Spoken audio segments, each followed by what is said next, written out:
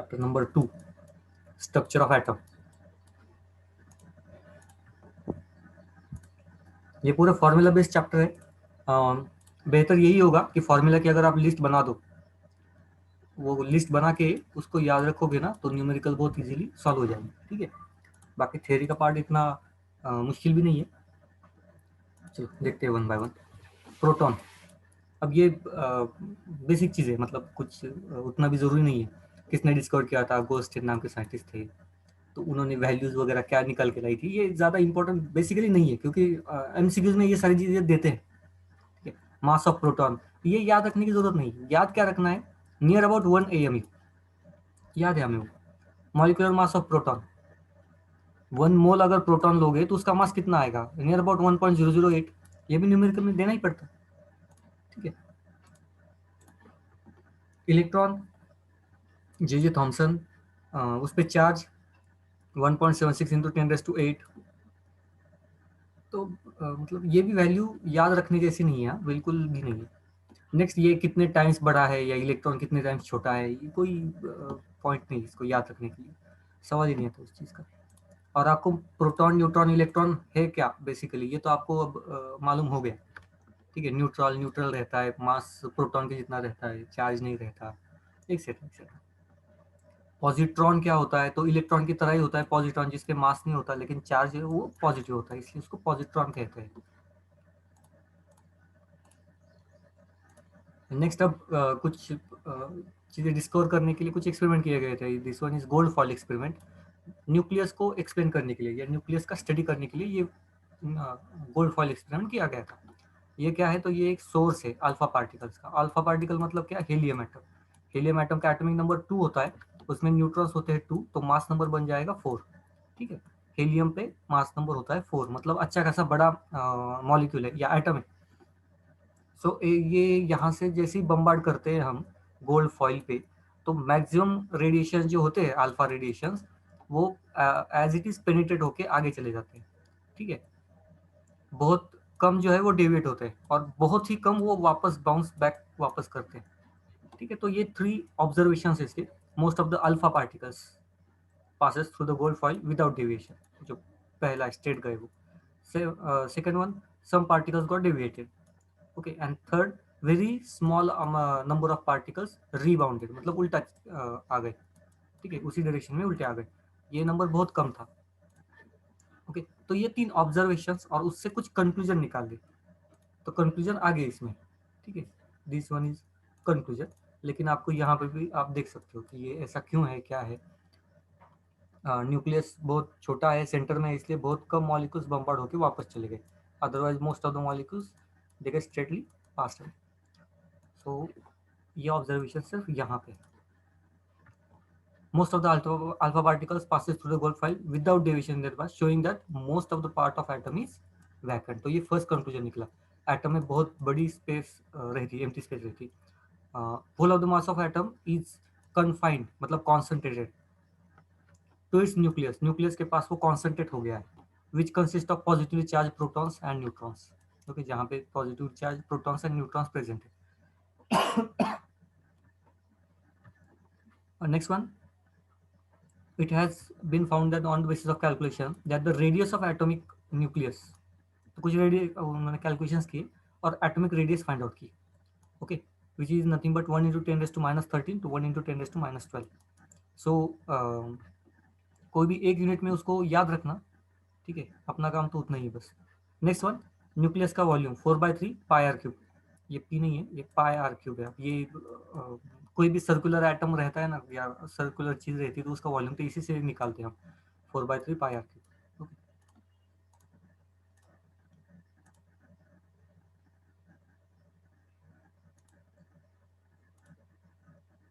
Next one, ये 4/3 πr³ का एक छोटा सा न्यूमेरिकल है। एग्जाम को नहीं आया था ये, ऐसे ही मैंने उठा के डाल दिया था उसमें। Calculate the density of fluoride nucleus supposing that the shape of the nucleus is spherical and its radius is। So radius दिया है, उन्होंने पूछा है density. Density is nothing but mass upon volume. ठीक है, तो फ्लोराइड है ना, तो फ्लोराइड का मास तो हमें पता चल ही गया, राइट। मास पता चल गया, वॉल्यूम 4/3 πr³ से निकाल लेंगे। तो ये वैल्यूज डालने के बाद कुछ कैलकुलेशन करना है, आंसर आ जाएगा। सो ये एग्जाम में क्वेश्चन नहीं है उतना, इसको लेने की जरूरत नहीं। कंसेप्ट समझ में आ गई, मोर देन सफिशिएंट। हम क्वेश्चंस लेंगे एमसीक्यूज एग्जाम के लेंगे। नेक्स्ट वन, एटॉमिक वेट या मास नंबर। एकदम सिंपल है। एटम का वेट कहाँ से आता है? Number of proton and number of neutron से आता है, क्योंकि इलेक्ट्रॉन को तो मास नहीं है। So mass number is nothing but masses of all the protons and masses of all the neutrons present in the nucleus.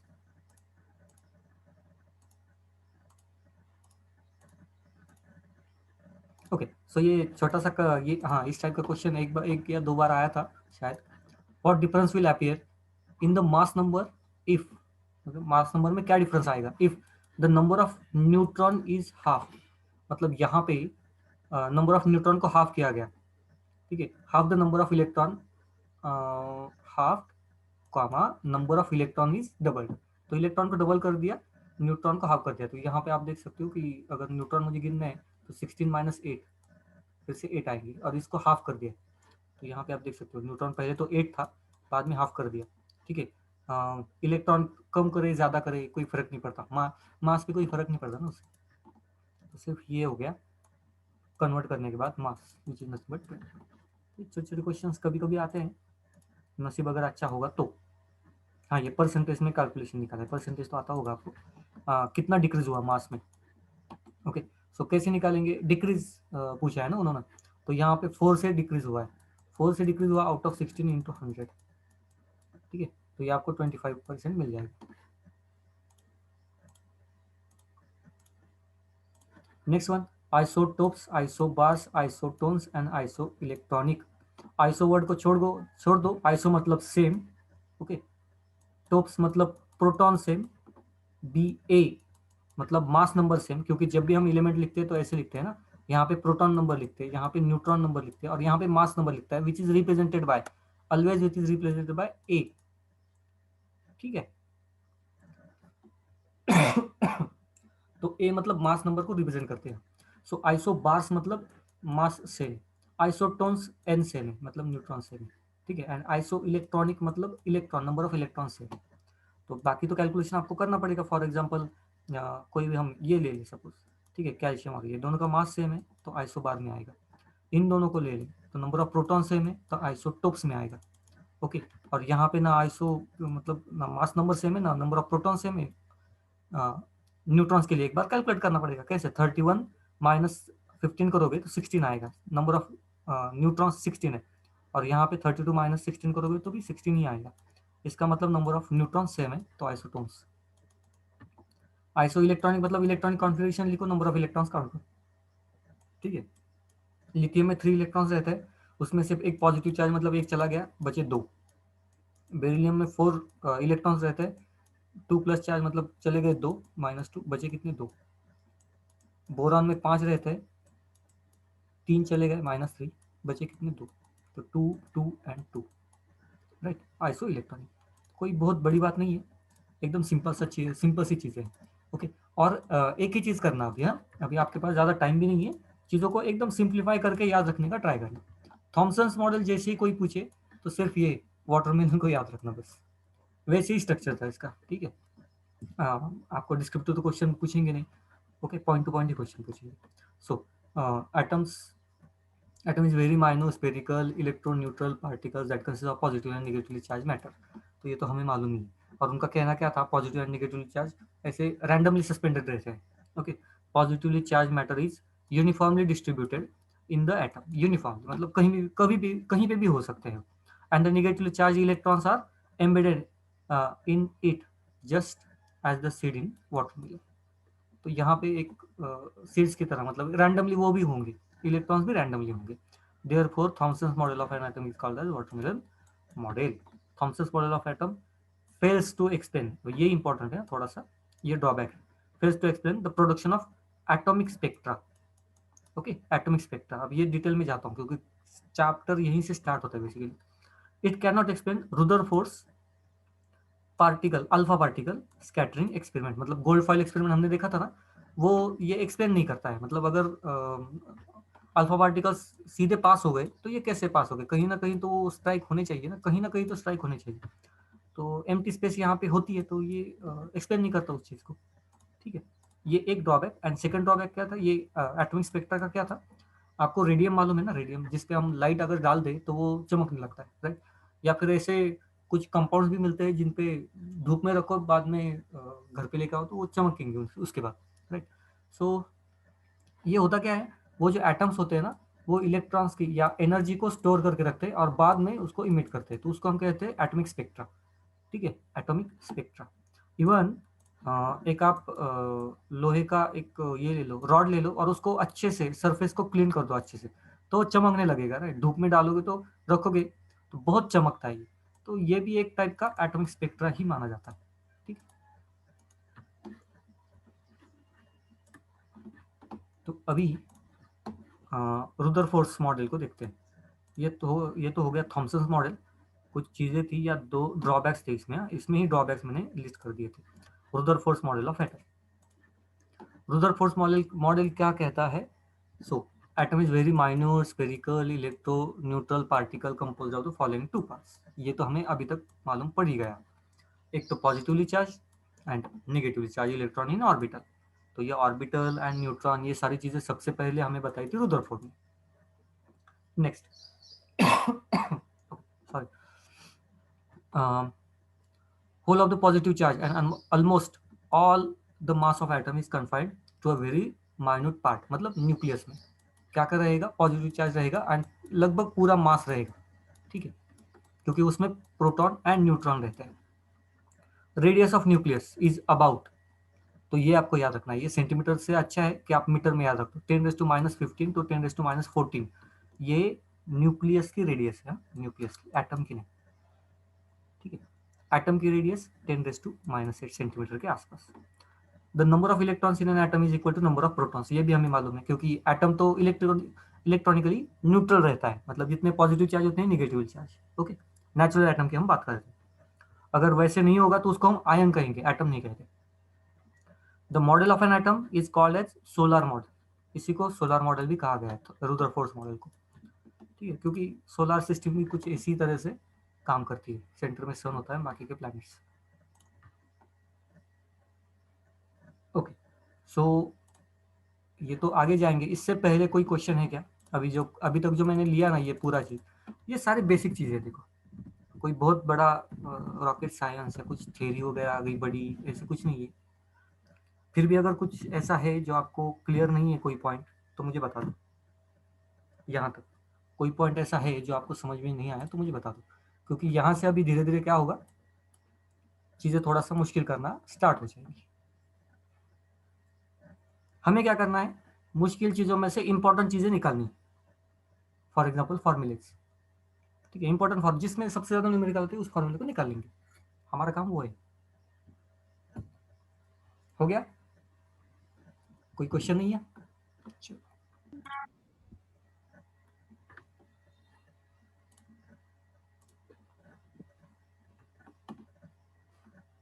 Next, demerits of Rutherford model, जो अभी हमने डिस्कस किया था उसके डीमेरिट्स क्या है। अब अच्छे से समझना, उन्होंने क्या कहा था कि अगर इसको थोड़ा सा सर्कुलर पाथ में अच्छे से एक्सप्लेन कर पाऊँ, ये न्यूक्लियस नहीं, ऑर्बिटल, ये न्यूक्लियस सेंटर में, जैसे समझ लेना इसको, ठीक है। ये इलेक्ट्रॉन कंटिन्यूसली घूमता रहता है, ये इलेक्ट्रॉन कंटिन्यूसली घूमता रहता है, लेकिन an electron moving around the nucleus will continuously emit the energy, ऐसे किसका कहना था, रुदरफोर्ड का कहना था, ठीक है। ये एनर्जी इमिट करता रहता है घूमने के लिए। तो अगर एनर्जी अगर इमिट करता है ये, तो इस इलेक्ट्रॉन की एनर्जी कम होनी चाहिए, और इलेक्ट्रॉन की एनर्जी जैसे जैसे कम होगी उसका ऑर्बिटल छोटा होता जाएगा, एंड लास्टली ये इस सरफेस पे कोलाइड होना चाहिए। और अगर ये सरफेस पे कोलाइड होता है तो ये सिस्टम ही पूरी, मतलब एटम ही एग्जिस्टेंस ही खतरे में आ जाएगा, एटम का एग्जिस्टेंस, ओके। क्योंकि ना इलेक्ट्रॉन बचेंगे ना ऑर्बिटल बचेंगे, ये पॉजिटिव चार्ज है यहाँ पे, ये इलेक्ट्रॉन निगेटिव चार्ज है अट्रैक्शन फोर्स की वजह से, यहाँ पे कुछ ना कुछ तो न्यूक्लियर रिएक्शन होनी ही चाहिए, तो ये एटम ही नहीं रहेगा, राइट। तो ऐसा होता तो नहीं है, ओके। सो ये एक फर्स्ट इंपॉर्टेंट चीज है। So continuously emit the energy, this results in decrease in the radius of electron orbital due to which electron would ultimately plunge मतलब कोलाइड हो जाना into the nucleus. Now उसी का continuation है, अगर ये प्लंज हो जाता है मतलब वहां पे कोलाइड हो जाता है तो एटम एग्जिस्ट नहीं करेगा, ठीक है, एटम एंड हो जाएगा, end of the existence of atom, लेकिन वैसा होता नहीं है। तो बेसिकली रुदरफोर्ड मॉडल ने एटम की स्टेबिलिटी के बारे में कुछ अच्छे से कमेंट नहीं किया, ये पहला ड्रॉबैक है ओवरऑल अगर हम बात करें तो। एंड सेकेंड चीज, अगर जैसे उन्होंने कहा है कि इलेक्ट्रॉन घूमते घूमते अंदर आ रहा है, सपोज न्यूक्लियस है, देखो इलेक्ट्रॉन अगर ऐसे घूमते घूमते अंदर आ रहा है, एनर्जी बाहर छोड़ रहा है, तो कोई भी एक चीज ले लो, एटम ले लो, तो उससे हमें कंटिन्यूसली एनर्जी मिलनी चाहिए, कंटिन्यूसली एनर्जी। जैसे हम घर में बल्ब वगैरह लगाते हैं ना, तो वहां पे कोई भी एक मैटर रख दे तो वहां से हमें कंटिन्यूसली एनर्जी मिलनी चाहिए, क्योंकि इलेक्ट्रॉन तो ऐसे घूम रहा है, एनर्जी तो दे रहा है, right. So if the electron moving around the nucleus continuously emits the energy, और उस एनर्जी जो कंटिन्यूसली इमिट होती है उसको हम कहेंगे एटॉमिक स्पेक्ट्रा, और वो भी कैसे होगा, कंटिन्यूस स्पेक्ट्रा होगा, मतलब इस तरह का कंटिन्यूस स्पेक्ट्रा होगा, ठीक है। फॉर एग्जाम्पल सन, सन से जो एनर्जी आती है ना, ये कंटिन्यूस स्पेक्ट्रम में आती है, इस तरह के स्पेक्ट्रम में आती है, ठीक है, कंटिन्यूसली। तो उस टाइप की कुछ एनर्जी हमें मिलनी चाहिए जो कि नहीं मिलती, okay. That is the spectrum should not have line और डेफिनेट फ्रीक्वेंसी, मतलब ये लाइन डेफिनेट ऐसे कुछ होना नहीं चाहिए, या ऐसे कुछ होना नहीं चाहिए, ठीक है। Now therefore Rutherford model fails to explain the spectrum of the atom. तो ये कंटिन्यूस स्पेक्ट्रम हो गया। नाउ दो अलग अलग स्पेक्ट्रम के बारे में अभी आपको मैं डिस्कस करके अच्छे से बता देता हूँ कि उसका मीनिंग क्या है। ये हमारा सिस्टम है, लास्ट में इलेक्ट्रॉन आउटरमोस्ट शेल, ठीक है। जनरली होता क्या है, ये सपोज हम कोई लाइट यहाँ पे डाल रहे हैं, तो सारे वेवलेंथ की लाइट रहती है ना यहाँ पे, सारे वेवलेंथ की, तो लेकिन ये इलेक्ट्रॉन एक पर्टिकुलर वेवलेंथ की लाइट एब्सॉर्ब करता है, एब्सॉर्ब करता है। तो बेसिकली होगा क्या, सारे लाइट बाहर चली जाएगी, ठीक है, सारी लाइट बाहर चली जाएंगी एक पर्टिकुलर वेवलेंथ को छोड़ के, राइट। तो उसको हम कहते हैं एब्सॉर्प्शन स्पेक्ट्रा। हम यहाँ पे अगर डिटेक्टर लगा दे ना, यहाँ पे डिटेक्टर, यहाँ पे डिटेक्टर लगा दे, तो हमें एक वेवलेंथ अपसेंट मिलेगी, ऐसी कुछ वेवलेंथ अपसेंट मिलेगी बीच बीच में, ठीक है। क्यों, क्योंकि कुछ वेवलेंथ एब्सॉर्ब हो गई। तो इस स्पेक्ट्रम को हम कहते हैं एब्सॉर्प्शन स्पेक्ट्रम, ठीक है, एब्सॉर्प्शन स्पेक्ट्रम। अगर डिटेक्टर यहाँ पे लगा दे, क्योंकि हम एब्सॉर्प्शन ढूंढ रहे हैं, तो एब्सॉर्प्शन स्पेक्ट्रम। लेकिन कुछ समय बाद अगर ऐसा हो जाए कि चलो हमने सोर्स बंद कर दिया, ठीक है, यहाँ पे इलेक्ट्रॉन है, उसने कुछ एनर्जी पहले से एक्सेप्ट करके रखी है, थोड़ी देर बाद उसने वो एनर्जी इमिट कर दी, यहाँ पे हमारा डिटेक्टर बैठा हुआ है, तो डिटेक्टर क्या करेगा, सारी वेवलेंथ ऑब्जर्व करेगा क्या कि सारी वेवलेंथ के लिए रीडिंग देगा, नहीं, एक पर्टिकुलर वेवलेंथ के लिए रीडिंग देगा, राइट। यहाँ पे सोर्स नहीं है, सोर्स एब्सेंट है, सोर्स खत्म हो गया, इलेक्ट्रॉन एनर्जी दे रहा है, क्यों दे रहा है, क्योंकि पहले उसने एक्सेप्ट की थी, ओके। सो उसके बाद एनर्जी दे रहा है। तो ये जो हमें एनर्जी मिल रही है या स्पेक्ट्रम मिल रहा है, उसको हम इमिशन स्पेक्ट्रम कहते हैं, क्योंकि एक पर्टिकुलर वेवलेंथ ही मिलता है, पर्टिकुलर वेवलेंथ ही मिलता है। आपने वॉच की डायल वगैरह देखी होगी ना, धूप में जाते हैं और बाद में अंधेरे में आते हैं तो वो चमकने लगती है, ठीक है। अच्छे से गौर करोगे तो मार्केट में कितनी भी वैसी वॉच आप देख के आओ या ले लो, आपको वो जो कलर दिखाई देगा ना, वो लगभग सेम ही होता है, क्योंकि उसमें जो मैटर प्रेजेंट है लगभग सेम ही है, तो वहां पे आपको ज्यादा डिफरेंस नहीं दिखाई देगा। तो वो जो है वो इमिशन स्पेक्ट्रम, ठीक है, इमिशन स्पेक्ट्रम। तो ये बेसिक चीजें हैं कंटिन्यूस एंड ये ना बोर्स मॉडल। अब यहाँ से चैप्टर को थोड़ा सा अब, जो ना समझे ना वो मुझे बताते जाओ, ठीक है। तो बोर्स मॉडल ने क्या बताया था, Bohr's model, an electron moves around the nucleus in a constant circular orbital, constant orbital में ही घूमता रहता है फर्स्ट, ठीक है। अब सर्कुलर ऑर्बिटल घूमता भी रहता है तो यहाँ पे फिजिक्स भी आएगा, देखो अभी, the electron moving around the nucleus is only those circular orbit for which their angular momentum. तो एंगुलर मोमेंटम, यहाँ पे इलेक्ट्रॉन घूम रहा है तो उसका कुछ ना कुछ एंगुलर मोमेंटम होगा। फिजिक्स में आप कैसे निकालते हैं, एम वी आर से निकालते हैं, M V R, mass velocity and radius, is integral multiple of, तो इसका एंगुलर मोमेंटम कितना होगा, ये बोर्स ने हमें बताया था, it is h upon 2 pi, इसके इंटीजर मल्टीपल में होगा, ठीक है। And this is called the condition of quantization. Bohr's ने हमें ये चीज बताई थी, कंडीशन ऑफ क्वांटाइजेशन। इसका मतलब क्या है इसका मतलब एकदम सिंपल है। अगर आपको कोई ऑनलाइन ट्रांजेक्शन करना है तो हम हर बार या फिर बहुत बार आपको ऐसे दिखा देगा, ये तो 10 रुपए में ट्रांजेक्शन करो या 20 में करो या 30 में करो, आप 23 रुपीज का या 21 रुपीज का ट्रांजेक्शन नहीं कर सकते। राइट, उसी हिसाब से इलेक्ट्रॉन की एंगुलर मोमेंटम कितनी होनी चाहिए, h/2 पाई होनी चाहिए, नहीं तो 2h/2 पाई होनी चाहिए, मतलब उसके डबल, नहीं तो 3 टाइम्स होनी चाहिए, 3h/2 पाई होनी चाहिए, नहीं तो 4h/2 पाई होनी चाहिए। ओके, लेकिन आप कहोगे कि 1/2 h/2 पाई, ऐसे कुछ नहीं होगा। राइट, ये इसके मल्टीपल में होगा। जैसे यहाँ पे 10 के मल्टीपल में हम पैसे दे रहे हैं या ट्रांजेक्शन कर रहे हैं, कुछ कंडीशंस में होता है, देखो वैसे। ओके, तो ये बीच बीच के नंबर नहीं लेते वो। तो उसी हिसाब से यहाँ पे जो एंगुलर मूवमेंट है, ये it is an integer multiple of h/2 पाई। तो ये डबल, ट्रिपल, 4 टाइम्स, 5 टाइम्स ऐसे होगा। राइट, तो ये आधा वगैरह नहीं होगा। मतलब इलेक्ट्रॉन या तो इस ऑर्बिटल में घूम सकता है, नहीं तो इस ऑर्बिटल में घूम सकता है, बीच में नहीं घूम सकता। ठीक है, क्योंकि वहां पे एंगुलर मोमेंटम h/2 पाई के इंटीजर में नहीं होगा, उसके मल्टीप्लीकेशन में नहीं होगा। राइट, सो ये एक बेसिक चीज है यहाँ पे। द एंगुलर मोमेंटम mvr, और दूसरा हम इसको कहते हैं nh/2p। n stands for number of orbitals, मतलब ये फर्स्ट ऑर्बिटल में एंगुलर मोमेंटम कितना रहेगा, h/2 पाई। ठीक है, सेकंड का कितना रहेगा, 2h/2 पाई।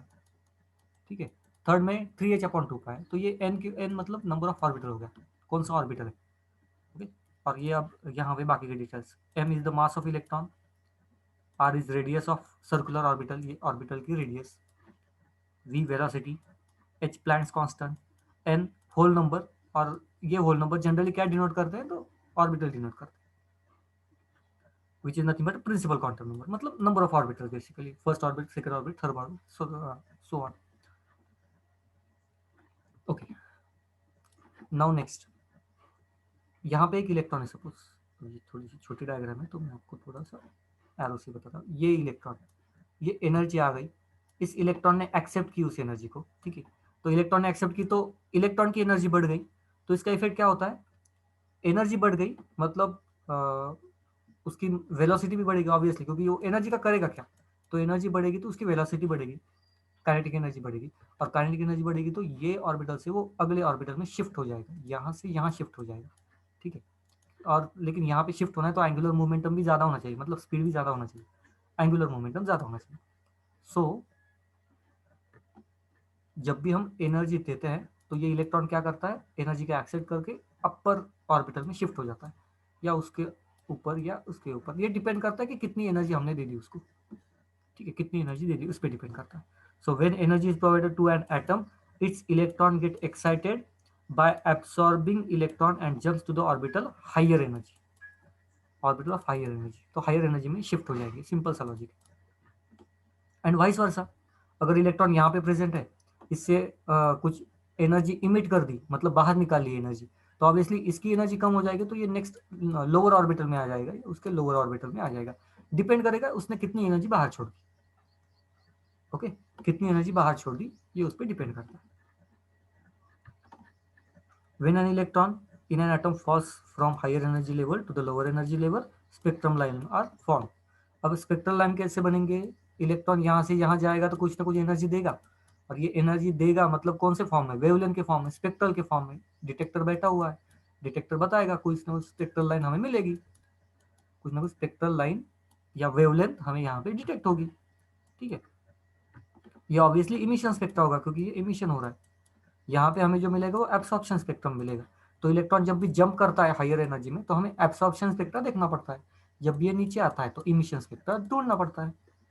ओके, इलेक्ट्रॉन को देखो, इलेक्ट्रॉन को फोकस में रखो और फिर समझ में आएगा। The force of attraction of an electron by the nucleus is equal to the centrifugal force, तो ये सेंट्रीफ्यूगल फोर्स की जितना ही रहता है, सेम जैसे प्लैनेट्स वगैरह होते हैं ना, सेंट्रीफ्यूगल फोर्स वहाँ पे भी काम करते हैं, यहाँ पे भी काम करते हैं। ठीक है, सेंट्रीफ्यूगल फोर्स को आप कैसे निकालते हो, mv² / r, ये सेंट्रीफ्यूगल फोर्स का क्या कहेंगे, फॉर्मूला है। ओके, जितना मुझे फिजिक्स आता है, जितना मुझे याद है, mv² / r, गलती हो गई होगी तो बता दो, mv² / r। ओके, सो कोई क्वेश्चन किसी को, यहाँ तक ये 2 स्लाइड स्पेसिफिकली क्योंकि और इम्पोर्टेंट। सर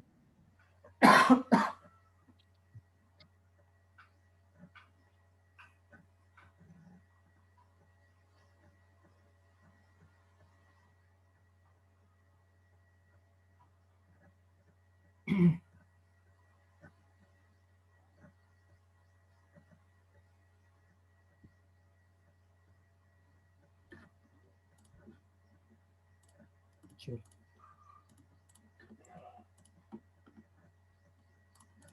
आगे बढ़ते हैं अभी।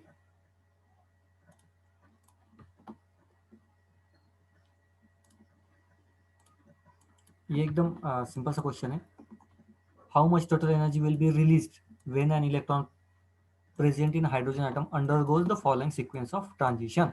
तो फोर्थ ऑर्बिटल से सेकंड में आ गया एंड सेकंड से फर्स्ट में आ गया, सेकंड से फर्स्ट में आ गया।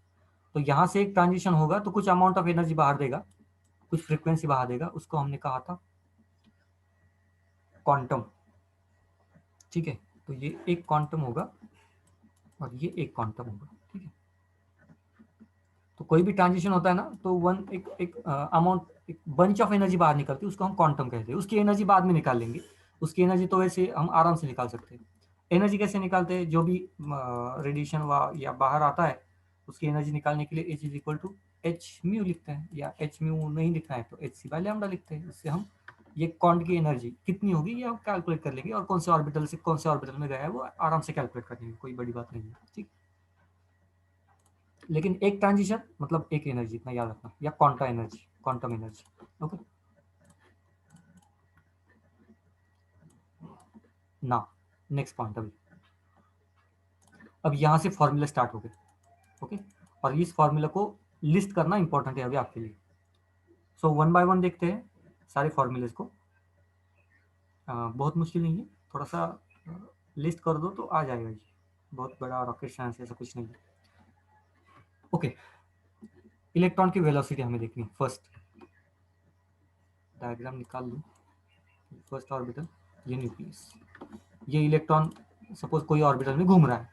ऑर्बिटल मालूम नहीं है कौन सा है, फर्स्ट है, सेकंड है, थर्ड है, एक्सेट्रा एक्सेट्रा। ठीक है, फॉर्मूला क्या है, डायरेक्टली फॉर्मूले के पास आते हैं। डेरिवेशन वगैरह नीट को तो डेरिवेशन है ही नहीं, सवाल ही नहीं आता। तो 2 pi Z E square upon N H. Z मतलब प्रोटॉन का नंबर। ओके, मैं पहले तो कंसिडर पूरे चीज़ें आपको एक्सप्लेन कर दूं। 2 कांस्टेंट है, पाई की वैल्यू मालूम है, जेड मतलब atomic number, number of protons. E stands for mass of electron, N मतलब कौन सा orbital number, and H Planck's constant. ठीक है, प्लैंक्स कांस्टेंट। तो यहाँ पे आप अच्छे से देखोगे तो एटॉमिक नंबर तो हमें मालूम नहीं, मतलब वो एटम टू एटम चेंज होगा। ये कांस्टेंट है, कांस्टेंट वैल्यू को मैं कैंसिल करता हूँ, ये कांस्टेंट है, ये कांस्टेंट है।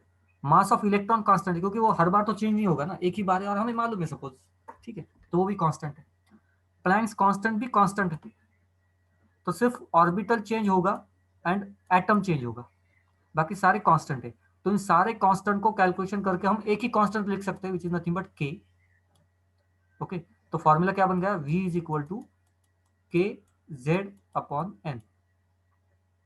राइट, अब कोई कोरिलेशन अगर फाइंड आउट करना है, कोरिलेशन, तो सपोज v एंड z के बीच में कोरिलेशन फाइंड आउट करना है, वेलोसिटी और एटॉमिक नंबर। तो मतलब एटॉमिक नंबर इंक्रीज होता है तो वेलोसिटी क्या होती है, तो ऑब्वियसली एटॉमिक नंबर इंक्रीज होगा, डायरेक्टली प्रोपोर्शनल है तो वेलोसिटी भी इंक्रीज होगी। तो यही यहाँ पे ग्राफ में। ठीक है, अच्छा ये नहीं, सॉरी, वी जेड ऐसे ग्राफ आएगा। Okay, next v and n के बारे में बात करनी है। v मतलब वेलोसिटी, n मतलब नंबर ऑफ ऑर्बिटल, तो ये इनवर्सली प्रोपोर्शनल है। ऑर्बिटल का नंबर बढ़ेगा तो वेलोसिटी घटेगी, यही यहाँ पे 1/n है। ये आपको लगेगा ये इंक्रीज हो रहा है, नहीं, 1/n है। ठीक है, तो जैसे नंबर ऑर्बिटल का नंबर घटेगा वेलोसिटी बढ़ेगी। राइट, बाकी अगर दो एटम दिए हैं तो आप फर्स्ट एटम को ये v1 कह सकते हो, z1 n1, then v2 is equal to k z2 n2। अगर नंबर ऑफ ऑर्बिटल सेम है तो ये दोनों का रेशियो ले लो, ये कैंसिल हो जाएगा। ये सारी चीजें तो हम कर ही सकते हैं। ठीक है, ये मैथमेटिकल पार्ट है छोटा सा, न्यूमेरिकल बेस्ड हम कन्वर्जन करेंगे और ये फॉर्मूला वहां पे भी हम निकाल सकते हैं। ये क्वेश्चन बेस्ड रहता है। तो हमारा ये फर्स्ट फार्मूला हो गया वेलोसिटी के लिए। ओके, वेलोसिटी के लिए हमारा फर्स्ट फार्मूला, याद रखना इस चीज को। और मैं क्लियरली कह रहा हूँ, बहुत ज्यादा फार्मूला याद नहीं रखना, ये फार्मूला याद नहीं रखना, ठीक है, यही फार्मूला याद रखना है बस, खत्म। बोर्स मॉडल में एक ही ये फार्मूला याद रखना है, वेलोसिटी के लिए ये formula. Okay,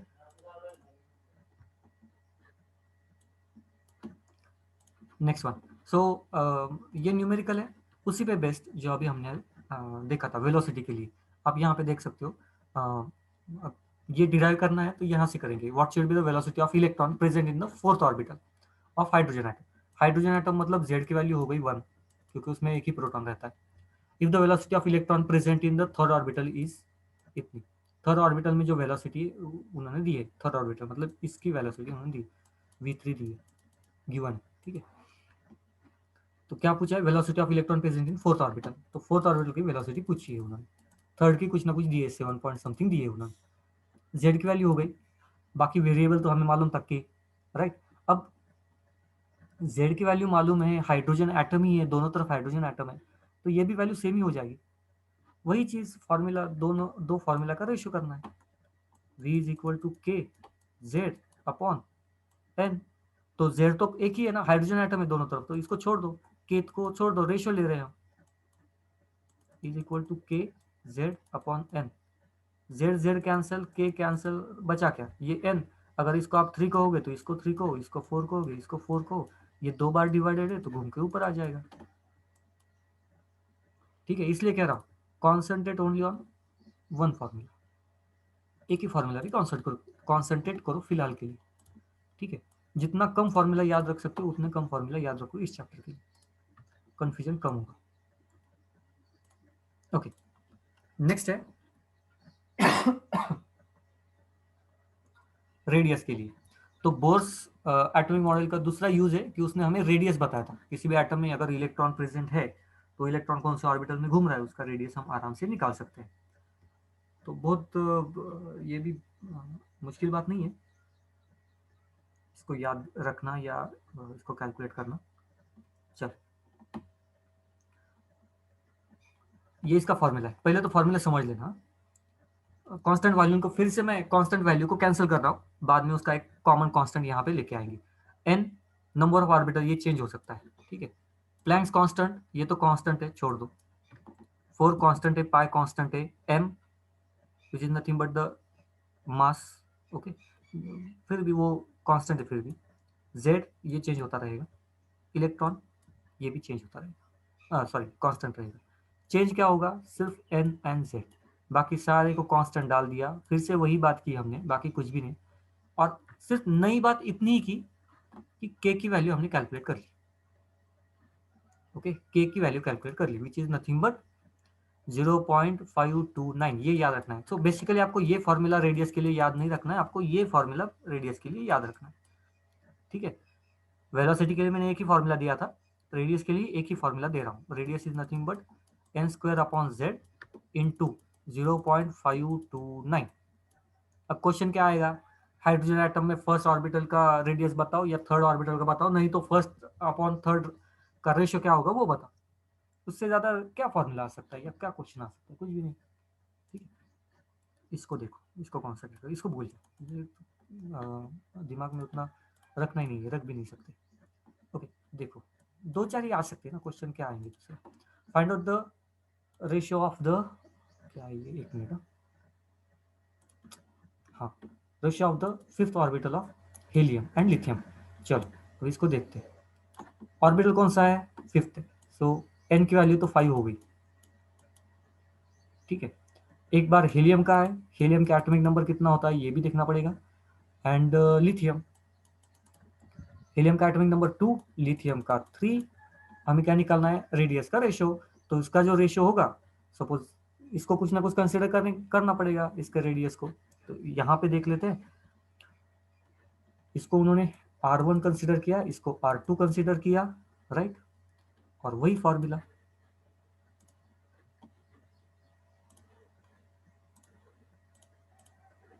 R is equal to N square upon Z. इसके लिए मैं अगर फॉर्मूला लिखूँ R1 is equal to n square upon z into 0.591 and R2 is equal to n square upon z, अब ये z1 z2 लिखना पड़ेगा मुझे, ठीक है, इंटू 0.591, ये कैंसल, ये कैंसल, n का ऑर्बिटल आपने 5 दिया था तो ये कैंसल, ये कैंसल, बचा क्या, सिर्फ ये z2, ये z1, ये 2 बार डिवाइडेड बाई, क्योंकि रेशियो लोगे तो ये 2 बार डिवाइडेड हो जाएगा, ऊपर आ जाएगा, वही तो किया है। ओके, वही तो कन्वर्जन है, बाकी कुछ भी तो नहीं है। यहां तक समझ में आ गया? हो सर।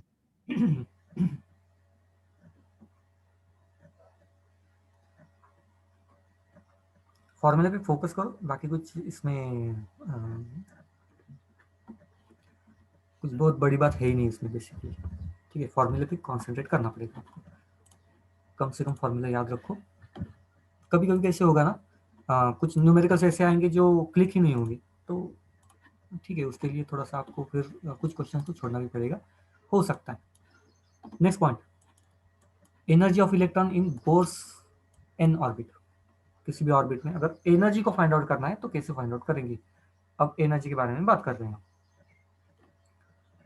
सिंपल है, इसके लिए भी एक ट्राई करूंगा मैं एक ही फॉर्मूला आपको देने के लिए, ठीक है। सो सबसे पहले काइनेटिक एनर्जी कैसे कैलकुलेट करते हैं, काइनेटिक एनर्जी आपको मतलब 1/2 mv²। अगर बोर्स एटॉमिक रेडियस के बारे में बात करें तो ये फॉर्मूला था, ओके। तो ये तो आपको याद है, ऐसे में कंसिडर करता हूँ, ये याद रखने की जरूरत नहीं है, ये वाला पार्ट याद रखने की जरूरत नहीं है, ओके। अभी आपको फॉर्मूला दूंगा मैं, टेंशन मतलब उसका। नेक्स्ट पॉइंट, पोटेंशियल एनर्जी, क्योंकि एनर्जी तो एक तो होगी नहीं, मतलब potential as well as kinetic दोनों भी होगी, तो पोटेंशियल एनर्जी इस फॉर्मूला से निकालते हैं, ठीक है। फिलहाल इसको भी छोड़ दो। टोटल एनर्जी इस पे कॉन्सेंट्रेट कर, अगर टोटल एनर्जी निकालनी है तो kinetic energy plus potential energy सारी वैल्यूज के एडिशन करने के बाद एक ही एनर्जी का फॉर्मूला निकल के आता है, which is nothing but energy is equal to -1/2 ZE² upon R। ये सिंपल सा फॉर्मूला निकल के आता है, आपको यही फॉर्मूला याद रखना है, ओके। यही फॉर्मूला आपको याद रखना है। अच्छा, यहाँ पे ई है ना, ये भी वैल्यू कांस्टेंट है, तो आप इसको भी वैल्यूज में डाल के एक फार्मूला बना सकते हैं, ये भी मैं आपको दे सकता हूँ फार्मूला।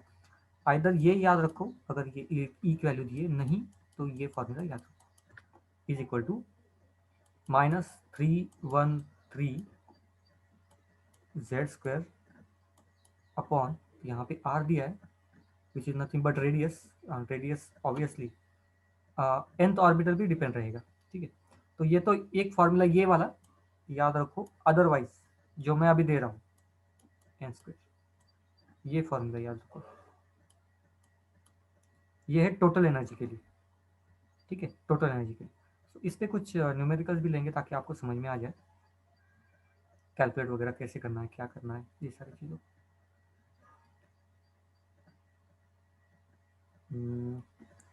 अगर ये भी मुश्किल है ना, अच्छा एक एक मिनट एक मिनट एक मिनट, इसका यूनिट अलग है, इसका यूनिट है किलो कैलोरीज पर मोल, लेकिन मोस्ट ऑफ द केसेस में क्वेश्चन इस पे नहीं आते किलो कैलोरीज पर मोल। इस कांस्टेंट पे फोकस करना, कांस्टेंट कौन सा है, 3।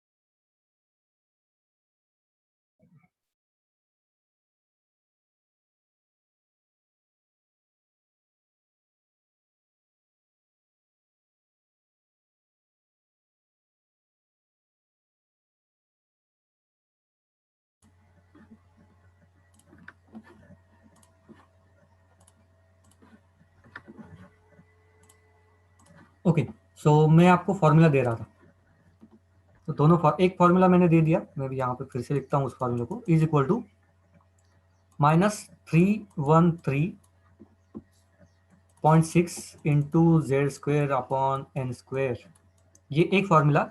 अदरवाइज वेल नोन जो फॉर्मूला है ना एनर्जी के लिए, ये -13.6 Z square upon N square. Convert क्या है इसमें, चेंज क्या है, यहाँ पे फॉर्मूला होता है या यूनिट होता है इलेक्ट्रॉन वोल्ट पर एटम, और यहाँ पे किलो कैलोरीज पर मोल। तो चेंज सिर्फ यूनिट में है, बाकी कुछ भी नहीं, ठीक है, यूनिट में है। तो ये दो फॉर्मूला को याद रखना, ठीक है। इसको नहीं भी रखोगे तो भी चलेगा, इस पर बहुत कम कॉन्सेंट्रेट, ये कम क्वेश्चन इस पे बहुत ज़्यादा क्वेश्चन आए थे इस फॉर्मूले पे, ये फॉर्मूले पे बहुत ज़्यादा क्वेश्चन आए थे। Okay,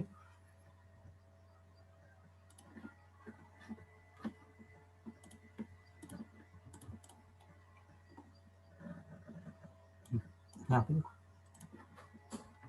what should be the energy of an second excited state of lithium, वही फॉर्मूला है, बाकी कुछ भी नहीं। जेड का मतलब आपको समझ में आ गया, एटॉमिक नंबर, ये ऑर्बिटल नंबर।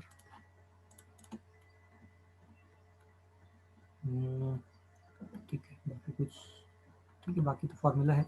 हाँ, बोर्स थ्योरी में से इतने ही फॉर्मूले इंपॉर्टेंट है। कितने दे दिए मैंने, 3-4 दे दिए होंगे, ज़्यादा कुछ नहीं।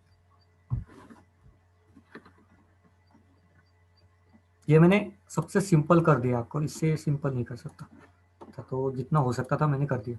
Next one, excitation potential. कुछ भी नहीं है एक्साइटेशन पोटेंशियल, मतलब इलेक्ट्रॉन को एक ऑर्बिटल से दूसरे ऑर्बिटल में जाने के लिए जो एनर्जी लगती है ना, उसको हम एक्साइटेशन पोटेंशियल कहते हैं। वो कोई छोटा सा पॉइंट है, कोई बड़ा पॉइंट है भी नहीं। Next one, find out the energy required for the process of Zn2+ to Zn3+। लेकिन ये आंसर भी आपको मतलब कुछ आंसर में दम नहीं है। हेलियम में 2 ही इलेक्ट्रॉन रहते हैं, ठीक है, तो +2 से ये +3 में जा ही नहीं सकता, सवाल ही नहीं आता। Separation energy is the amount of energy required to separate an electron from an excited state of atom. कुछ भी नहीं है, ये भी कुछ नहीं है। हम जिसे आयनाइजेशन एनर्जी कहते हैं उसी को उन्होंने सेपरेशन एनर्जी कहा था। इलेक्ट्रॉन को बाहर निकलने के लिए जो एनर्जी लगती है उसको हम सेपरेशन एनर्जी कहते हैं। सिर्फ डिफरेंस क्या है, तो ये एक्साइटेड स्टेट में रहता है इलेक्ट्रॉन, ठीक है, इतना ही डिफरेंस है, बाकी कुछ भी नहीं इसमें। तो एक एक पॉइंट के, एक एक लाइन की कंसेप्ट। Next point. अब यहाँ पे आते हैं, अभी spectral evidences for quantization in bourse theory. Quantization ये वर्ड इससे पहले भी हमने बोर्स थ्योरी में यूज किया था, ठीक है। जो मोमेंटम रहता है integer multiple of etcetera etcetera, ये हमने देखा था, जिसको हम क्वांटाइजेशन कहते हैं। और एक चीज मैंने आपको एक्सप्लेन की थी, थोड़ा सा 2 मिनट में रिवाइज कर दूं तो, ये इलेक्ट्रॉन है ना, ये इलेक्ट्रॉन अगर लोवेस्ट एनर्जी में आ गया सपोज,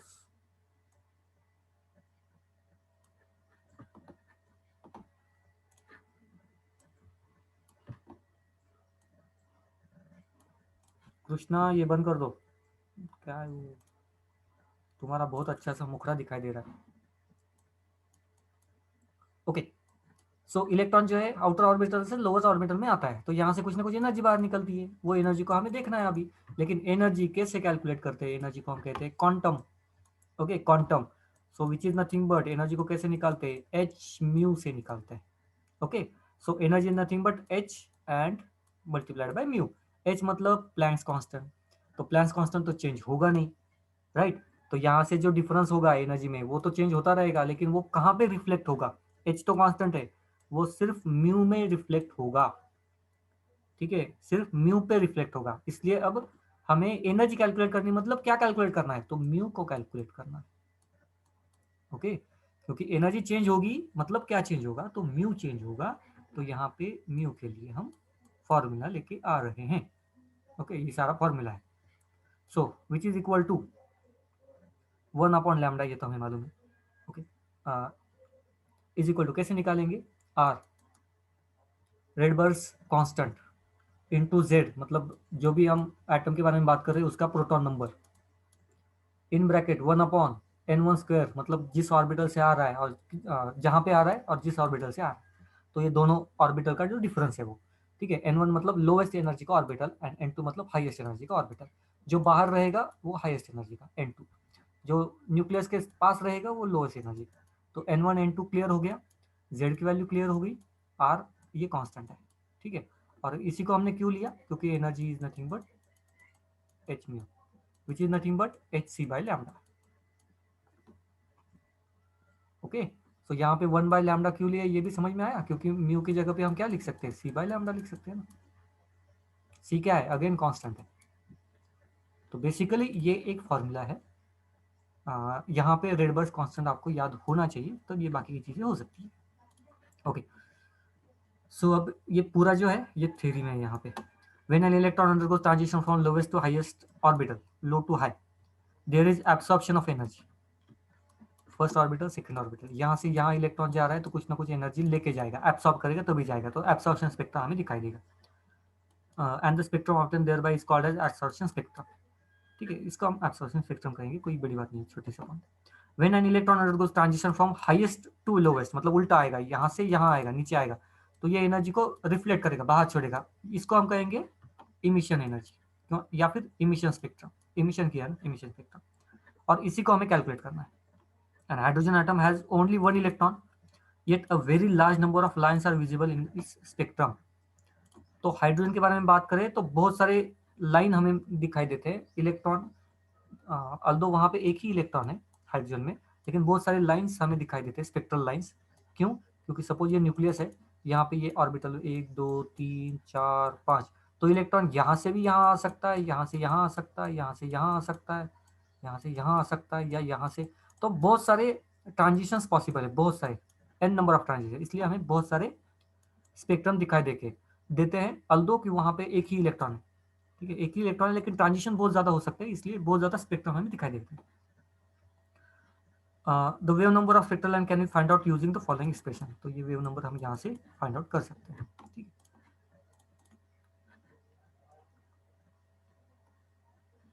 नेक्स्ट वन। तो अब ये जो मैंने कहा ना एक्साइटेशन, उसी को हम कहते हैं हाइड्रोजन स्पेक्ट्रम। तो बहुत सारी सीरीज है, Lyman series, Balmer series, Paschen series, Brackett series, Pfund, ये लास्ट की सीरीज याद नहीं रखोगी तो भी चलेगा, हम्फ्री सीरीज। ओके, तो सीरीज का मतलब क्या होता है? लेमन सीरीज का मतलब होता है कि इलेक्ट्रॉन कहाँ पे आएगा, तो फर्स्ट ऑर्बिटल में आएगा, n1 की वैल्यू फिक्स है। ठीक है, फर्स्ट एक्साइटेशन मतलब 2 से आएगा, सेकेंड एक्साइटेशन मतलब 3 से आएगा, 4 से, 5 से, कहीं से भी आ सकता है। आएगा कहाँ पे, उसका घर कहाँ पे, लेमन सीरीज मतलब घर 1 पे है। ठीक है, बाल्मर सीरीज मतलब सेकंड गली में उसका घर है, ऐसे समझ लीजिए। बाल्मर सीरीज n1 की वैल्यू 2 है, मतलब कहीं से भी इलेक्ट्रॉन है, ये सेकंड ऑर्बिटल में आकर रुकेगा, Balmer series. Third one, Paschen series मतलब कहीं से भी इलेक्ट्रॉन आए, थर्ड ऑर्बिटल में आकर रुकेगा। ठीक है, ब्रैकेट सीरीज मतलब कहीं से भी आए, फोर्थ ऑर्बिटल में आकर रुकेगा। उसके आगे पी फंड सीरीज कहीं से भी आए, फिफ्थ ऑर्बिटल में रुकेगा। सिंपल सा पॉइंट है, उसी के बेसिस पे हमने ये अलग अलग सीरीज रखी थी, दीज वन। ठीक है, दीज सीरीज हमने उसी के बेसिस पे रखी थी। ये एक पॉइंट हो गया। नाउ क्वेश्चन कैसे आता है, कैलकुलेट द एनर्जी डिफरेंस या radius difference for first excitation, second excitation, ऐसे आएगा इन लेमन सीरीज। तो लेमन सीरीज में फर्स्ट एक्साइटेशन का मतलब क्या होता है, ये जो आपको फर्स्ट लाइन दिखाई दे रही है, इलेक्ट्रॉन जब सेकेंड से फर्स्ट में आता है तो हम उसको फर्स्ट एक्साइटेशन कहते हैं। ठीक है, सेकेंड एक्साइटेशन मतलब लेमन सीरीज का सेकेंड एक्साइटेशन मतलब 3 से 1 में आना, उसको हम कहते हैं सेकेंड एक्साइटेशन। थर्ड एक्साइटेशन मतलब फोर्थ से, थर्ड लाइन देखो, ये फर्स्ट लाइन थी, ये सेकेंड लाइन थी, ये थर्ड लाइन फोर्थ से 1 में आ रहा है तो उसको हम थर्ड एक्साइटेशन कहते हैं। उसी हिसाब से अगर पास्चर सीरीज में फर्स्ट एक्साइटेशन की बात करें तो ये फर्स्ट एक्साइटेशन मतलब ये है, यहाँ पे इलेक्ट्रॉन फोर्थ से थर्ड में आएगा, तो ये फर्स्ट एक्साइटेशन। सेकेंड एक्साइटेशन 5 से थर्ड में आएगा, second excitation, third excitation and so on. Her bar question ऐसे ही आता है कि बाल्मर सीरीज के सेकेंड एक्साइटेशन का एनर्जी डिफरेंस बताओ या रेडियस का रेशियो बताओ, इस टाइप का क्वेश्चन होता है। तो आपको बाल्मर सीरीज में n1 की वैल्यू क्या है वो मालूम होनी चाहिए। सेकेंड एक्साइटेशन मतलब ये 3 से नहीं आएगा, ये 4 से आएगा। तो ये थोड़ा सा लॉजिकल चीजें हैं, और यहीं पे बहुत बार क्वेश्चन आते हैं, जानबूझ के वो क्वेश्चन डालते हैं। ठीक है, अंडरस्टैंडिंग के बच्चे कंफ्यूज हो जाते हैं। ओके, नेक्स्ट, यहाँ पे न्यूक्लियस होगा, ये एनर्जी ज़्यादा होगी। ठीक है, ऑब्वियसली n1 की एनर्जी कम होगी, n2 की एनर्जी ज़्यादा होगी, n3 की और ज़्यादा, n4 की और ज़्यादा, n5 की और ज़्यादा। ये तो सीक्वेंस है। दूसरा क्वेश्चन आता है कि एनर्जी डिफरेंस। अगर आप एनर्जी डिफरेंस देखो तो यहाँ पे एनर्जी डिफरेंस बहुत ज़्यादा है, लेकिन यहाँ पे एनर्जी डिफरेंस कम हो गया, यहाँ पे और कम हो गया, यहाँ पे और कम हो गया, यहाँ पे और कम, यहाँ पे और कम। तो जैसे जैसे हम हाइयर ऑक्सीडेशन स्टेट में जाएंगे, एनर्जी डिफरेंस, वर्डिंग को अच्छे से समझो, एनर्जी डिफरेंस कम होते रहता है। ठीक है, डिफरेंस कम होता है। ओके, ऑर्बिटल की एनर्जी बढ़ती रहेगी, n1 n2 की ज्यादा, n3 की ज्यादा, n4 की ज्यादा, लेकिन जो डिफरेंस है वो कम होता है। तो क्वेश्चन को पहले अच्छे से समझो कि क्या आ रहा है, एनर्जी डिफरेंस पूछा है कि एनर्जी पूछी। ठीक है, ये सेकंड क्वेश्चन जो बहुत कॉमन आता है, और मेरा तो ये फेवरेट क्वेश्चन है। मैं हर बार क्वेश्चन पेपर में जब भी आपकी टेस्ट लेता था ना, तो ये क्वेश्चन में डालता थी ही। ठीक है, और बहुत बार क्वेश्चन पेपर में भी आता है ये क्वेश्चन। नाउ एक सिंपल सा छोटा सा फॉर्मूला है कि अगर स्पेक्ट्रल लाइन को आपको कैलकुलेट करना है कि कितने पॉसिबल स्पेक्ट्रल लाइन हो सकते हैं, तो ये सिंपल सा फॉर्मूला है। पॉसिबल है तो याद रखो, नहीं तो छोड़ दो, कोई उसमें ये नहीं है। एनसीईआरटी में क्वेश्चन उतना फॉर्मूला को वेटेज नहीं दिया गया। ठीक है, नाउ नेक्स्ट पॉइंट, फेल्यूर क्या है, बोस एटॉमिक मॉडल फेल क्यों हो गया, या फिर कौन कौन से उसमें से ड्रॉबैक बचे। तो ड्रॉबैक के पास जाने से पहले आप मुझे बताओ, ये मैंने एकदम जितना हो सके सिंपल कर दिया। फॉर्मूलेस भी जितने कम फॉर्मूलेस हो सकते थे मैंने कम फॉर्मूलेस कर दिए, और जो जिस पे ज्यादा क्वेश्चंस आते हैं वही फॉर्मूले को मैंने एक आपको लिस्ट बना के दे दी, मतलब इंपॉर्टेंट इंपॉर्टेंट बता दी। कोई भी ऐसा फॉर्मूला, कोई भी ऐसा पॉइंट जो आपको समझ में नहीं आया तो पूछ लो।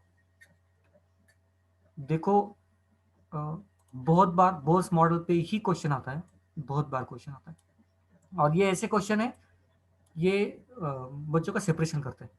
ठीक है, मतलब बाकी की चीज़ें तो बहुत सारे बच्चों को आती है, लेकिन ये फॉर्मूला वगैरह ये थोड़ा सा मुश्किल है।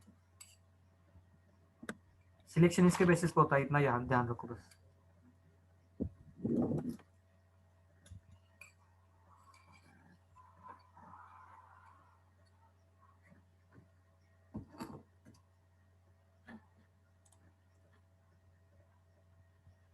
जेड मतलब एटॉमिक नंबर, जेड का मतलब होता है एटॉमिक नंबर। जैसे कार्बन पे नंबर ऑफ प्रोटॉन 6 है, नंबर ऑफ न्यूट्रॉन 6 है, एंड मास नंबर 12 है, तो जेड की वाली मतलब प्रोटॉन का नंबर, प्रोटॉन का नंबर। किसने पूछा था, clear.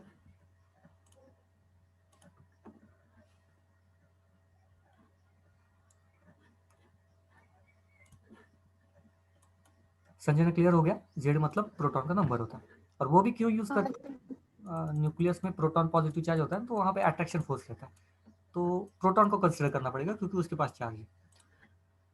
So Z is nothing but number of proton. Okay, आगे बढ़ते हैं। उसके कुछ drawbacks, Bohr's model can not explain element having more than one electron. तो आपको जो भी क्वेश्चन आएगा वो सिर्फ हाइड्रोजन एटम पे आएगा या फिर हीलियम पे आएगा। तो हीलियम पे ऐसी सिस्टम वो करेंगे कि उसमें एक ही इलेक्ट्रॉन हो, मतलब क्या, पॉजिटिव। तो 2 इलेक्ट्रॉन थे, एक चला गया, एक इलेक्ट्रॉन बच गया। तो आपको जब भी क्वेश्चन आएगा वो वन इलेक्ट्रॉन सिस्टम के लिए आएगा। ठीक है, क्योंकि बोस थ्योरी ने एक्सप्लेन ही वन इलेक्ट्रॉन के लिए किया है, तो बाकी तो सवाल ही नहीं आता।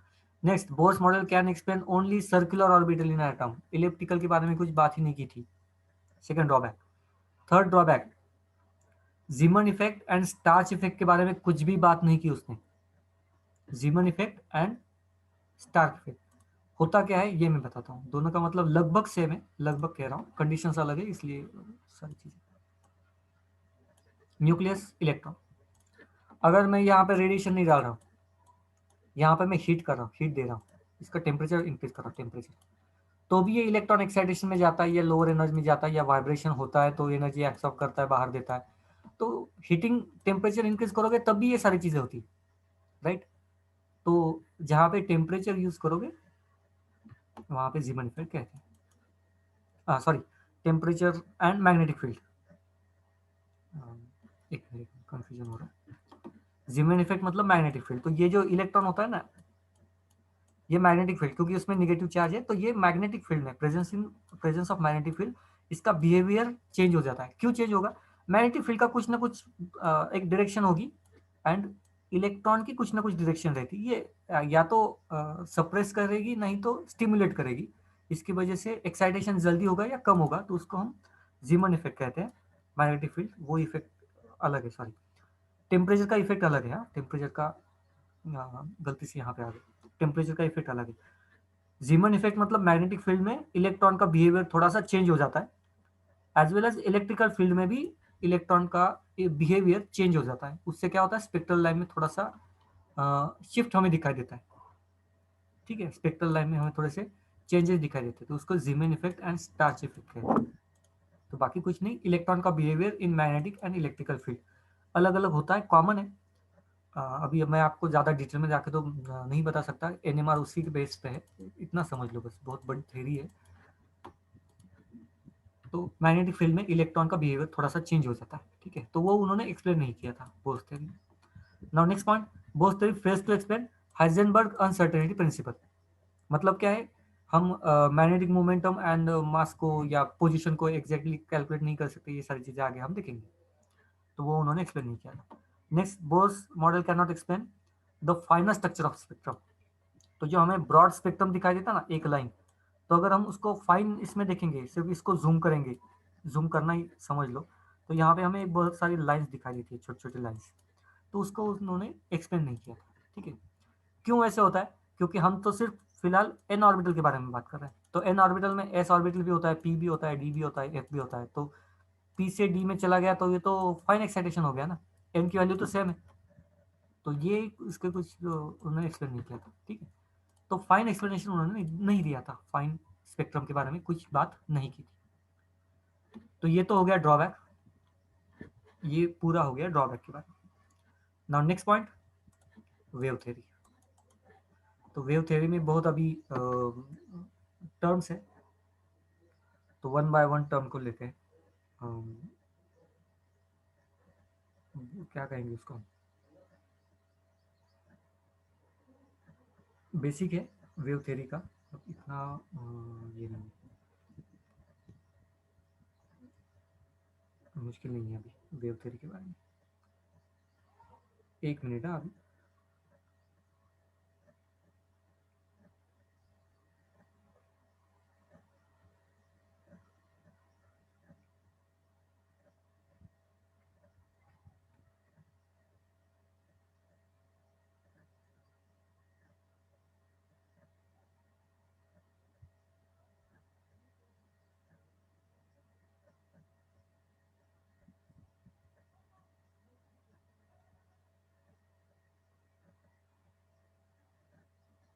ओके, वेव थ्योरी क्या है। सो कोई भी वेव है ना, उसके कुछ पैरामीटर्स हमें गिनने हैं, ये वेव है, उसके पैरामीटर्स हमें गिनने हैं, ठीक है, राइट। वन बाय वन देखते हैं। वेवलेंथ रिप्रेजेंटेड बाय, कहाँ गया वेवलेंथ, लैम्डा, ओके। ये क्या है, distance between two nearest crust और ट्रफ, तो इन दोनों में जो डिफरेंस है उसको हम कहते हैं वेवलेंथ, लैम्डा। एक ही डायग्राम में हो सके तो ट्राई करना उस चीज को याद करने के लिए, ठीक है। Next one, frequency represented by, ऐसे वी भी नहीं कह सकते, म्यू कहते हैं इसको, okay. The number of vibrations produced in unit time, मतलब यूनिट टाइम मतलब ऐसा यूनिट तो सेकंड है, तो एक सेकंड में कितने वाइब्रेशंस प्रोड्यूस होते हैं ऐसे समझ लो। नहीं तो एक पर्टिकुलर पॉइंट पे आप खड़े हो, यहाँ पे आप खड़े हो सपोज, तो यहाँ पे 1 सेकेंड में कितने वेव्स पास होते हैं उसको हम कहते हैं फ्रीक्वेंसी। सिंपल सा पॉइंट है। Next one, amplitude. एम्पलीट्यूड मतलब क्या है, ये जो मीन है ना, यहाँ से कितना डेविएशन, अपवर्ड या डाउनवर्ड, तो उसको हम कहते हैं एम्पलीट्यूड, ए, ठीक है। तो ये वाइब्रेशन हो रहा है, मतलब ये मीन से कितना अपवर्ड है वेव, कितना डाउनवर्ड, उसको हम कहते हैं एम्पलीट्यूड, ठीक है। Next, wave number, it is reciprocal of obviously 1/λ, मतलब वेवलेंथ का रेसिप्रोकल है वेव नंबर। तो ये तो कैलकुलेशन की टर्म है। एक और एक रेसिप्रोकल रहता है, यहाँ पे नहीं डाला, टाइम पीरियड कहते हैं हम उसको, टाइम, तो which is again reciprocal of obviously 1 upon this one, frequency mu, उसको हम कहते हैं टाइम, ठीक है। क्योंकि फ्रीक्वेंसी में हमने क्या किया था, ये यूज किया था ना, 1 सेकेंड में कितने वेव्स पास होते हैं, ठीक है। हम उल्टा भी कर सकते हैं, ओके, उल्टा भी कर सकते हैं, तो टाइम निकल के आएगा। यही बेसिक चीज़ें हैं, दो चार चीज़ें जो वेव के बारे में हमें थोड़ा सा बेसिक ही इन्फॉर्मेशन चाहिए, ठीक है। बाकी वेलोसिटी ऑफ लाइट ये तो हमें मालूम है, सेकंड में ये करते हैं 3 × 10⁻⁻⁷ ये वेलोसिटी वी से रिप्रेजेंट करते हैं या सी से रिप्रेजेंट, ये 2 बार वी ना हो जाए इसलिए यहाँ पे सी लिखा है, ठीक है। बाकी कन्वर्टिंग फैक्टर जो मैंने बेसिक तो कन्वर्टिंग फैक्टर आपको बता दिया, ठीक है, बेसिक कन्वर्टिंग फैक्टर मैंने आपको बता दिया। हाँ, इसको क्या याद रखना है, इस एक ही फॉर्मूला को याद रखो जो हमने इससे पहले भी यूज किया है, mu is equal to C by lambda. कहाँ पे यूज किया था, E is equal to H mu, और इसी को हमने लिया था H nothing but C by lambda, ठीक है। तो यहाँ पे इस फॉर्मूले को यूज किया था यहाँ पे, तो इसी फॉर्मूले को याद करो। बाकी तो कन्वर्जन आप कर ही सकते हो ना, कि किसको क्या क्या मल्टीप्लाई करना है, क्या करना है, ये सारी चीजें आप कर ही सकते हो, ठीक है। आगे बढ़ते हैं। सिंपल सा क्वेश्चन है, what should be the wavelength. Wavelength calculate करनी है, आंसर भी आपके सामने, wavelength of an ultraviolet wave if frequency भी दी है उन्होंने, एंड वेलोसिटी भी दी है। तो वही formula, mu is equal to C by lambda. हमें क्या कैलकुलेट करना है, लैम्डा कैलकुलेट करना है, तो उसको रीअरेंज कर दो बस, lambda is nothing but C by mu. तो ये तो किया है, देखना क्या है आपको, यूनिट देखना है बस। यहाँ पे 10 साइकिल्स पर सेकंड है, चलो पर सेकंड है, यहाँ पे भी सेकंड है, तो कोई चेंज आपको करने की जरूरत नहीं है। यहाँ पे मीटर है तो आपका आंसर मीटर में आएगा, ठीक है। तो बाद में आपको कन्वर्ट करना पड़ेगा एंगस्ट्रॉम यूनिट में, ऑप्शन देखना पड़ेगा, जो ऑप्शन है उसके हिसाब से कन्वर्ट करना पड़ेगा।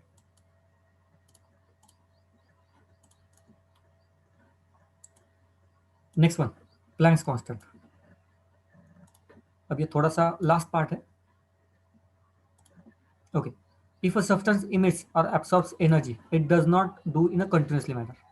तो एक सीक्वेंस में करता है, जो मैंने अभी ये भी फॉर्मूला दिया था आपको, E is equal to H mu, ये पहले ही दिया था, E is equal to H mu, and H mu की जगह पे हमने सी बाय लैम्डा लिया था, तो यही प्लैंक्स कांस्टेंट है, थोड़ा सा यूज करना है इसको। Dual nature of matter, matter का दो नेचर होते हैं, एक तो पार्टिकल नेचर, एक वेव नेचर, ठीक है। तो डी ब्रोगलिस के हिसाब से क्या है, तो पार्टिकल नेचर मोमेंटम यहाँ पे कंसिडर करते हैं, ये यहाँ पे एक डेरिवेशन आगे देखेंगे हम, ठीक है। तो according to de Broglie's, mu is nothing but h upon m c, जिसको हम मोमेंटम भी कहते हैं, ठीक है। फिजिक्स में आपको ये फार्मूला हो गया होगा, momentum. So Bohr's theory and de Broglie's के इक्वेशन को अगर हम मर्ज कर दे, ध्यान से समझो, डी ब्रोगलिस के इक्वेशन को और बोर्स थ्योरी को अगर हम मर्ज कर दे, तो एक फॉर्मूला निकल के आता है। अब बोर्स थ्योरी क्या बताया था, momentum, angular momentum is equal to n h upon two pi, तो ये एंगुलर मोमेंटम ये, ओके। सो इसको थोड़ा सा रीअरेंज कर दे, टू पाई, और ये यहाँ पे लेके आए एम वी, नीचे लेके आए एम वी नीचे, तो ये सिर्फ कन्वर्जन किया है, and m v is nothing but momentum represented by p, तो यहाँ पे सिर्फ ये वैल्यू डाल दी, n h upon p is equal to two pi, okay. तो two pi are is equal to n h upon p same, लेकिन h upon p is क्या है, लैम्डा, डी ब्रोगली इक्वेशन के हिसाब से। तो यहाँ पे सिर्फ इस चीज को यूज किया है, इक्वेशन क्या बनेगा, two pi are is equal to N lambda, ये हमारा इक्वेशन बने। यहाँ पे नहीं है वो इक्वेशन, शायद वो कट हो गया, सिर्फ इस इक्वेशन के लिए ये सारी चीजें हमने की। Two pi are is equal to H, sorry H नहीं, एम, एन ऑर्बिटल का नंबर एन इंटू लैम्डा, ठीक है। एच अपॉन पी की वजह से जगह पे हमने लैम्डा लिया। ये एक फॉर्मूला है जो आपको याद रखना है, बाकी उसके बेसिस पे क्वेश्चंस तो आते ही रहेंगे, ठीक है। क्वेश्चंस को, एमसीक्यू को अभी मैं ज़्यादा नहीं ले रहा हूँ। नेक्स्ट वन, और जो टफ पार्ट है उसका, जो लास्ट पार्ट है basically, quantum mechanics theory, Heisenberg uncertainty principal या स्क्रॉडिंजर वेव इक्वेशन, दोनों भी एक ही चीज़ कहते हैं कि हम मोमेंटम एंड पोजीशन को एक ही टाइम पे कैलकुलेट नहीं कर सकते या प्रिडिक्ट नहीं कर सकते। According to this principle, it is impossible to experimentally determine together exact position and angular momentum, या सॉरी एक्चुअल मोमेंटम, ठीक है। इलेक्ट्रॉन जैसे पार्टिकल का हम position and momentum find out नहीं कर सकते, ओके। उसको रिप्रेजेंट कैसे करेंगे, तो X into delta P, delta X into delta P greater than equal to H upon four pi, okay.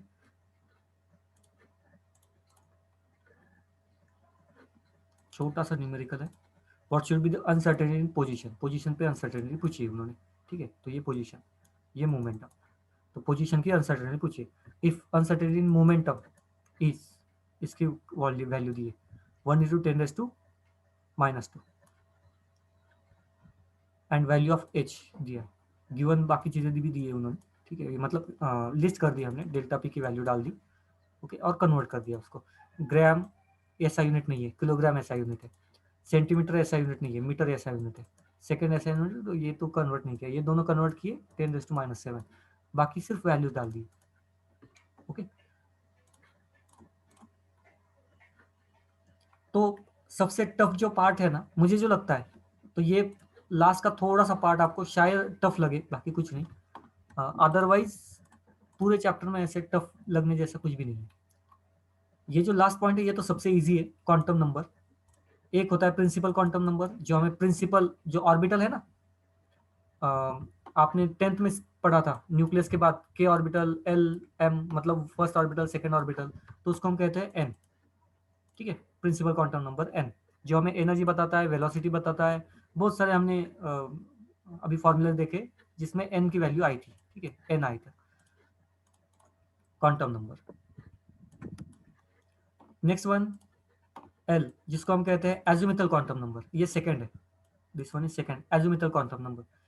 इसकी वैल्यू फिक्स है, 0 किसके लिए, एस के लिए, 1 पी के लिए, 2 डी के लिए, एंड 3 एफ के लिए, वैल्यू फिक्स है, ठीक है। और इसके हिसाब से शेप भी फिक्स है, S value spherical shape, S orbital spherical, P dumbbell shape, D double dumbbell shape, and F complex, ठीक है। ओके, सो एल की वैल्यू कैसे होती है, या अगर हम बात करें फर्स्ट ऑर्बिटल में, फर्स्ट ऑर्बिटल सिर्फ एस ऑर्बिटल रहता है ना, 1s2 लिखते हैं हम, right, then 2s2 2p।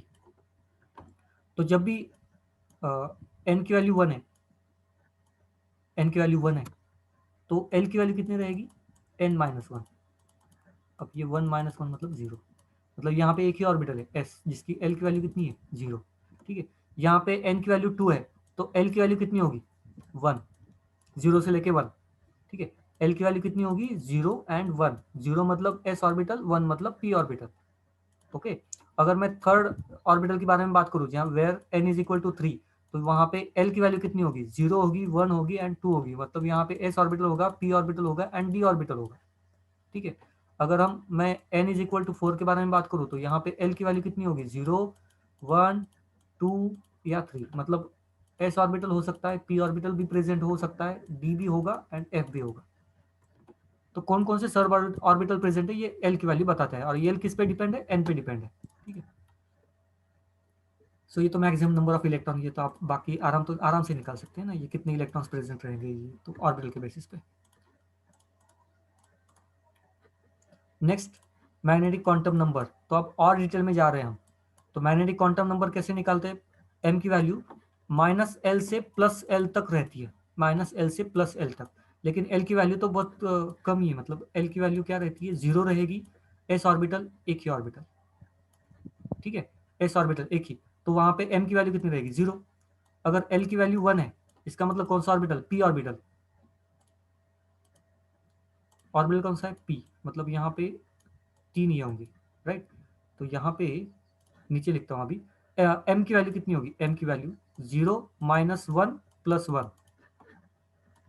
I hope ये आपको समझ में आ रहा है। एल की वैल्यू अगर 2 है, ऑर्बिटल कौन सा होगा, डी ऑर्बिटल, जिसमें कितने ऑर्बिटल रहते हैं, 5 ऑर्बिटल, 1 2 3 4 एंड 5। एम की वैल्यू कितनी होगी, एम की वैल्यू बीच में 0, -1 -2 +1 +2। एम की वैल्यू कितने चेंज हो रहे हैं, देखो एल की वैल्यू 2 थी, एम की वैल्यू देखो -L से +L तक चेंज हो रही, राइट। अब यहाँ पे एफ की नहीं निकाल रहा हूँ, एफ में टोटल 7 ऑर्बिटल्स रहते हैं, तो एम की वैल्यू -3 से लेके +3 तक कन्वर्ट होती रहती है एम की वैल्यू, ठीक है। ये हो गया magnetic quantum number. And last में स्पिन क्वांटम नंबर, इसकी वैल्यू तो 2 ही रहती है, एक तो +1/2 नहीं तो -1/2, ओके, +1/2 नहीं तो -1/2। कुछ इस पे अगर ओवरऑल देखें, कोई भी एक ऑर्बिटल ले ले, सपोज 4f1, इसके हमें सारे वैल्यूज निकालने हैं। 4f में एक इलेक्ट्रॉन है, उसके सारे वैल्यूज निकालने हैं। तो प्रिंसिपल क्वांटम नंबर हो गया 4, जो कि यहाँ पे दिखाई दे रहा है। ठीक है, एल की वैल्यू कितनी हो गई, ऑर्बिटल एफ है, एफ के लिए एल की वैल्यू कितनी रहती है, कितनी रहती है, 3 ना। 3 देन अगर हम इसको ड्रॉ करें तो एक ही इलेक्ट्रॉन है, 1 2 3 4 5 6 एंड 7।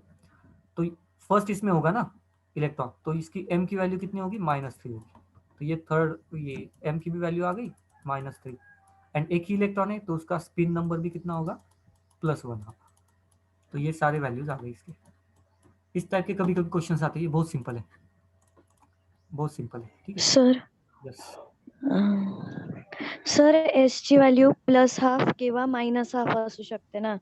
जर वरच्या डिरेक्शन मध्ये असेल तर +½ आणि खालच्या डिरेक्शन मध्ये असेल तर -½ करेक्ट. पण कधी इलेक्ट्रॉन खालच्या डायरेक्शन मध्ये कसा असू शकतो, कारण की अबोव प्रिन्सिपल नुसार एकटा इलेक्ट्रॉन खालच्या डिरेक्शन मध्ये. एकटा इलेक्ट्रॉन हम बेसिकली, जब भी एक ही इलेक्ट्रॉन होता है ना, तो बेसिकली हम अपवर्ड डायरेक्शन में ही उसको लिखते हैं। ठीक है, अगर आपको स्पेसिफिकली दिया है कि डाउनवर्ड डायरेक्शन में इलेक्ट्रॉन स्पेसिफिकली दिया है क्वेश्चन में, तो ही आपको उसको कंसिडर करना है। अगर एक ही इलेक्ट्रॉन है तो आप हर बार अपवर्ड डायरेक्शन में ही उसको कंसिडर करोगे। ठीक है, ओके सर. ठीक ना। Next point, Aufbau principle and Pauli's exclusion. तो पॉलीज प्रिंसिपल तो बहुत सिंपल है, पहले तो इसको ले लो कि कोई भी दो इलेक्ट्रॉन के जो 4 हमने अभी क्वांटम नंबर देखे ना, तो वो सेम होंगे नहीं। ठीक है, कोई भी दो इलेक्ट्रॉन के, तो ये तो लॉजिकल है। ओके, अबव प्रिंसिपल क्या कहता है आपको ये मालूम है, 1s 2s 2p 3s 3p 3d, right. नहीं सकते। हाँ, याद है। हाँ बस इलेक्ट्रॉन हम उसी हिसाब से लिखते हैं ना, यही है हमारा अबव प्रिंसिपल, बाकी कुछ नहीं। और ये हमें बेसिकली बताता क्या है, ये जो डायग्राम वगैरह है ना, ये एनर्जी का सीक्वेंस बताता है। सबसे कम एनर्जी इसकी है, बाद में इसकी एनर्जी है, बाद में उसके बाद इसकी एनर्जी है। ठीक है, 2p की, देन 3s की एनर्जी, और उसके बाद 3p की एनर्जी, एंड देन 3d की नहीं आती, उसके बाद एनर्जी आती है 4s की। तो ये जो इरेगुलरिटी है ना एनर्जी में, तो ये इरेगुलरिटी हमें अबव प्रिंसिपल बताता है, बहुत अच्छे से बताता है। ये अगर समझ में आ गया ना, तो बाकी याद रखने की जरूरत नहीं है। जो यहाँ पे इतने सारे रूल है ना, तो ये रूल को याद रखने की जरूरत नहीं, ना ये सीक्वेंस को याद रखने की जरूरत है, कोई जरूरत नहीं है। अगर वो एक डायग्राम आपको आती है जो अभी मैंने ड्रॉ की थी, तो ये यूजलेस है, ये सारी चीजें, और ये भी यूजलेस है। ठीक है, अगर फिर भी पढ़ना है तो आप पढ़ो, लेकिन मैं तो यहाँ पे मतलब ये रेगुलर टीचिंग के लिए मैंने ये स्लाइड रखी है। अदरवाइज क्रैश कोर्स में तो मैं बिल्कुल आपको रिकमेंड नहीं करूँगी कि आप इस कन्फ्यूजन में जाओ, सवाल ही नहीं आता। जो चीज़ ये सिंपल टास्क से हो सकता है अबव प्रिंसिपल के, तो यहाँ पे क्यों जाओ। ठीक है, और यहाँ पे चैप्टर खत्म। सो मुझे बताओ अभी कोई ऐसा पॉइंट है जो रिपीट करना है। सर, म्हणजे कळलंय सर, फक्त नाही का सर, तुम्ही आम्हाला PDF पाठवसाल का हाँ, ग्रुपला वीडियो नक्की। पाठवसाल? आपको ना, मतलब मैं कल भूल गया बेसिकली, आपको वीडियो दूंगा और ये स्लाइड भी दूंगा, हाँ ग्रुप पे भेज दूंगा। ठीक है, ठीक है सर, मतलब चालेल. आपको स्लाइड भी हाँ मिलेगी। हाँ, अब स्लाइड 100% तो ये नहीं है, इसमें कुछ ना कुछ वैल्यूज रहते हैं या कुछ ना कुछ रहता है, तो आपको उसको थोड़ा सा देखना पड़ेगा, लेकिन वीडियो भी मिलेगा, स्लाइड भी मिलेगी, कोई टेंशन उसकी मतलब। आज तो मैं दोनों दे दूंगा। ठीक है, ओके सर. और कुछ। नाही सर. ठीक है, और एक चीज़ कर रहा हूँ, एक नोट्स दे रहा हूँ आपको, जो मैंने डिवाइड छोड़ने के बाद मैंने कुछ अपने फॉर्मूले नोट्स बनाए, ट्राई किया, तो वो भी मैं आपको नोट्स दे रहा हूँ। ठीक है, अब आप देखो, एक मैंने चैप्टर का दे दिया था आपको, तो कुछ मैंने कलेक्ट किए हैं इंटरनेट से, कुछ अपने बनाए हैं, तो ऐसा मिक्सचर है पूरा, लेकिन एक चैप्टर का एक ही है बंच, तो वो मैं आपको दे रहा हूँ, तो वो एक चीज़ हो गई। ठीक है, तो आपको तो बहुत सारी चीज़ें मिलेगी, इसको कोई टेंशन नहीं है। और इस पे एक बार आप एमसीक्यूज ट्राई करो, ठीक है, नहीं आता है तो मुझे एमसीक्यूज भेजो, तो वो वही एमसीक्यूज में लेना चाहूँगा। तो मैं रैंडमली अपने हिसाब से एमसीक्यूज नहीं लेना चाहता हूँ, तो मैं आपसे एमसीक्यूज लेना चाहता हूँ। ठीक है, शायद 1-2 दिन लगे मुझे भी सॉल्व करने के लिए, कुछ कुछ क्वेश्चन मुश्किल होते हैं तो शायद मुश्किल होगा मुझे भी सॉल्व करने के लिए, लेकिन आप भेजो तो सही। ठीक है, कम से कम आप भेजो और ट्राई करो। ये एक हो गया, बुक तो आपको दी है, और एक बुक आपको मैं दूंगा आज सॉल्व करने के लिए। ठीक है, तो वो भी आपको सवाल नहीं रहेगा। ओके।